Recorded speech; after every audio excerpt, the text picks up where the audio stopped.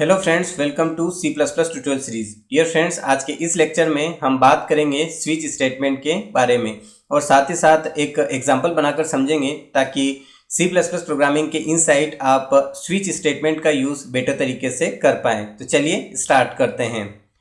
सबसे पहले बात करते हैं सिलेक्शन स्टेटमेंट की। सिलेक्शन स्टेटमेंट के टू पार्ट्स होते हैं। पहला होता है इफ स्टेटमेंट और दूसरा होता है स्विच स्टेटमेंट। आज इस लेक्चर के इनसाइट हम स्विच स्टेटमेंट के ऊपर डिस्कशन करेंगे। तो चलिए बात करते हैं स्विच स्टेटमेंट की। सी प्लस प्लस में अगर आपको मल्टीपल कंडीशंस दी हुई हो और उनसे आपको एक स्टेटमेंट को एग्जीक्यूट करवाना हो तो आप स्विच स्टेटमेंट का यूज़ करेंगे। ये बिल्कुल इफ़ एल्स इफ स्टेटमेंट की तरह होता है। ये इफ़ एल्स इफ स्टेटमेंट से फास्ट होता है, तो इस तरह की सिचुएशन के लिए आप स्विच स्टेटमेंट का यूज़ करते हो। इसको बेटर तरीके से समझने के लिए यहाँ हम एक एग्जाम्पल के साथ समझने की कोशिश करते हैं ताकि आप और बेटर तरीके से स्विच स्टेटमेंट को समझ पाएँ। बहुत आसान है। यहाँ पर मैं चाहता हूँ कि मैं रोल नंबर असाइन करूँ और उसके बेसिस पे स्टूडेंट का नेम मुझे पता चल जाए। तो इसके लिए मैं यहाँ पर एक वेरिएबल ले रहा हूँ रोल, और यहाँ पर अभी मैं मैन्युअल एंट्री कर रहा हूँ। आप यूज़र से इनपुट लेकर भी यहाँ पर वैल्यू असाइन करवा सकते हैं। तो इसके इनसाइट अभी मैं वैल्यू डाल देता हूँ 2, यानी कि मैं चाहता हूँ कि रोल नंबर 2 पे जिस स्टूडेंट का नेम हो वो मुझे पता चल जाए। तो इसके लिए मैं स्विच स्टेटमेंट यूज़ करूँगा। स्विच के लिए स्विच एक कीवर्ड है। यहाँ पर आपको जो रोल नंबर आपने वेरिएबल का नेम दिया है उसे यहाँ रखना है। इसके बाद स्विच को डिफ़ाइन करना है।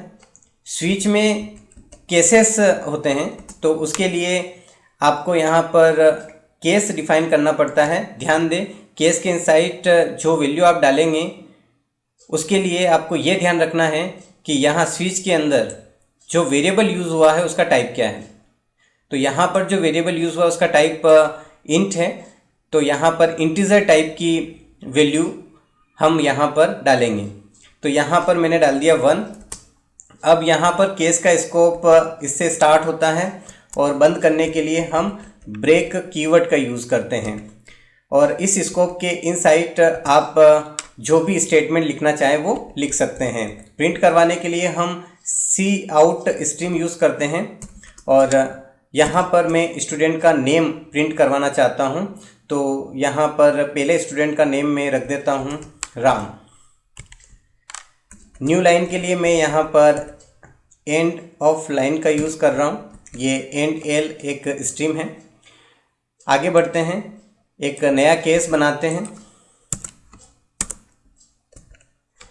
यहाँ पर इसका जो वैल्यू है मैं 2 डाल रहा हूँ और केस 2 पर जो स्टूडेंट है उसका नेम श्याम है। आगे बढ़ते हैं, नया केस बनाते हैं।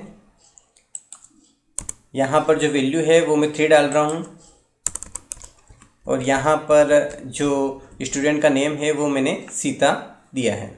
आगे बढ़ते हैं और अब मैं यहाँ पर डिफ़ॉल्ट कीवर्ड यूज़ करूँगा।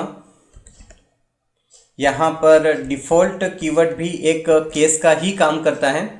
अगर कोई भी केस मैच नहीं होता है तो फिर डिफ़ॉल्ट चलता है। तो यहाँ पर मैं मैसेज दे देता हूँ नो स्टूडेंट फॉर्म। अब यहाँ पर मैं आपको कंपाइल और रन करके चेक करके बताता हूँ। यहाँ पर रोल नंबर जो है वो 2 है, तो सीधे ही ये यहाँ केस 2 पे पहुँचेगा और हमें आउटपुट मिलेगा श्याम। यहाँ पर मैं कंपाइल और रन करके चेक करके आपको बताता हूँ। बहुत आसान है।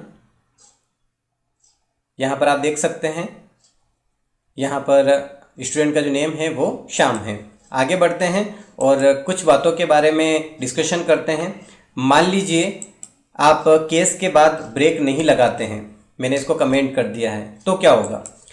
तो ध्यान दें, जहां केस मैच होगा उसके बाद का केस ऑटोमेटिकली चल जाएगा। इस वजह से आपको ब्रेक लगाना कंपल्सरी है। मैं यहाँ पर कंपाइल और रन करके चेक करके आपको बताता हूँ।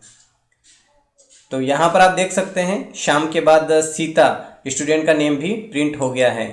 तो आपको ये ध्यान देना है कि जब आप केस शुरू करें तो बाद में उसे ब्रेक भी करें। सबसे इम्पोर्टेंट बात इसमें एक और ये रखना है ध्यान कि ये जो डिफ़ॉल्ट है इसको आप कहीं पर भी यूज़ करें, ये सबसे बाद में ही चेक होता है, ये सबसे बाद में ही चलेगा, ये बात आपको ध्यान रखना है। चाहे आप इसे बीच में रखें या सबसे टॉप पे रखें। मैं यहाँ पर कंपाइल और रन करके आपको बताता हूँ। यहाँ पर आप देख सकते हैं, यहाँ पर जो स्टूडेंट का नेम है वो श्याम आया है, क्योंकि डिफ़ॉल्ट वाला जो ऑप्शन है वो नहीं चला है, क्योंकि डिफ़ॉल्ट सबसे बाद में चलता है। ये बात आपको ध्यान रखना है।